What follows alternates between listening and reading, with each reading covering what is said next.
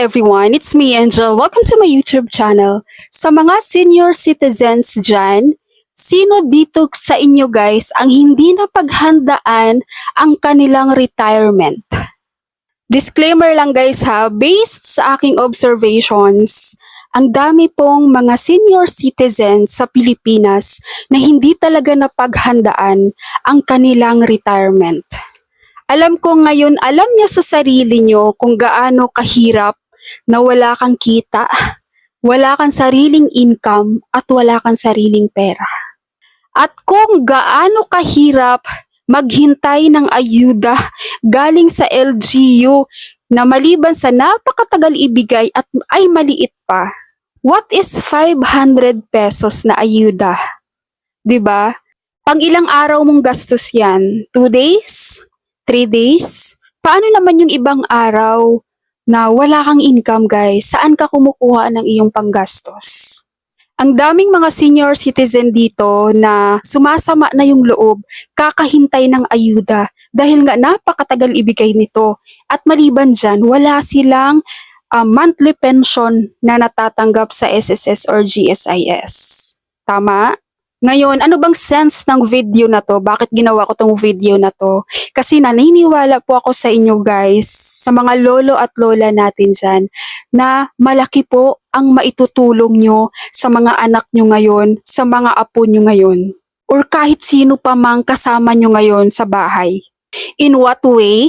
Kausapin nyo sila regarding sa retirement plan. Ulitin ko, kausapin nyo sila regarding sa retirement plan.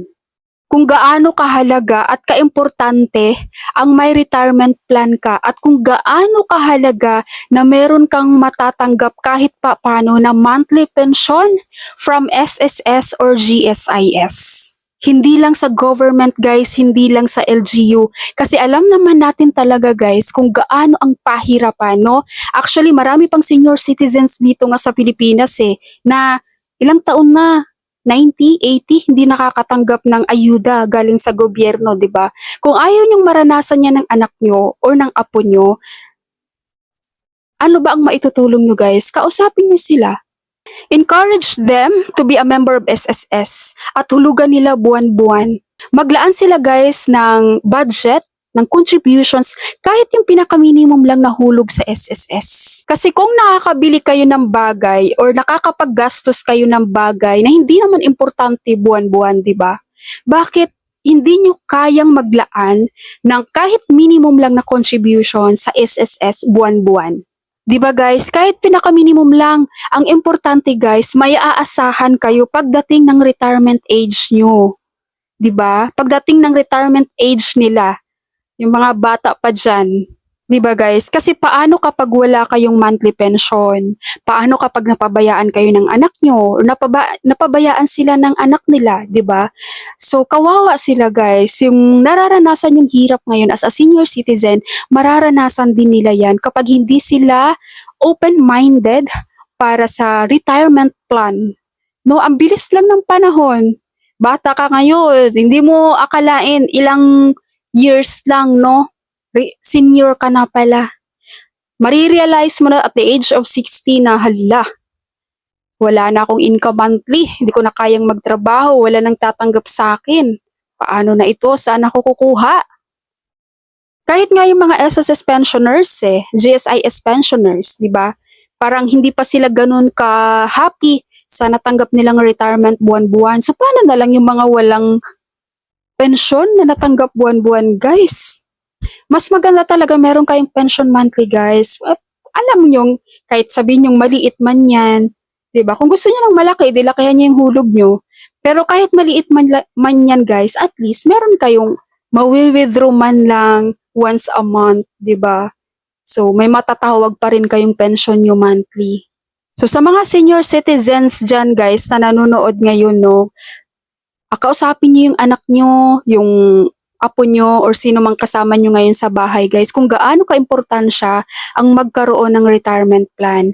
Lalo na mamaya yung mga apo nyo dyan, no, go with the flow lang. Sige, happy party-party dito, party-party dyan. Pagdating ng katandaan na, wala na. Nga. Kasi inuna ang party-party. Hindi rin inisip ang kanyang retirement.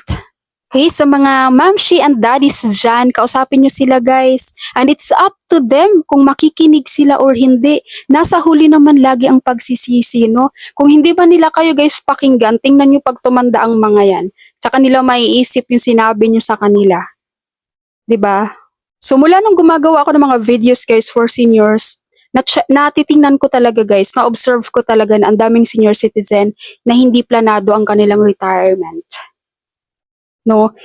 Dapat guys, dito sa Pilipinas, as a Filipino, kailangan nating i-plan ang ating retirement guys dahil wala tayo sa ibang bansa. Hindi tayo katulad sa ibang bansa guys, ng mga senior citizen doon, walang ano yan, walang sakit sa ulo, no? Walang iisipin kasi libre yan sila lahat doon. May mga retirement yan sila sa kanilang government. Hindi yan sila pinapabayaan. So dito sa atin, kanya-kanyang kayod tayong lahat. So kung gusto mo talagang gumanda pa rin ang takbo ng buhay mo kahit senior ka na, 'di ba? Retirement plan. Kailangan talaga ang retirement plan.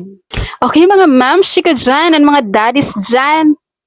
So yun lang guys ang aking pakiusap sa inyo. Dahil naniniwala ko sa inyong may matutulong kayo, 'di ba? Sa inyong mga kasama dyan, sa mga mahal niyo sa buhay. So, yun lang po. Maraming salamat sa panonood. God bless you all.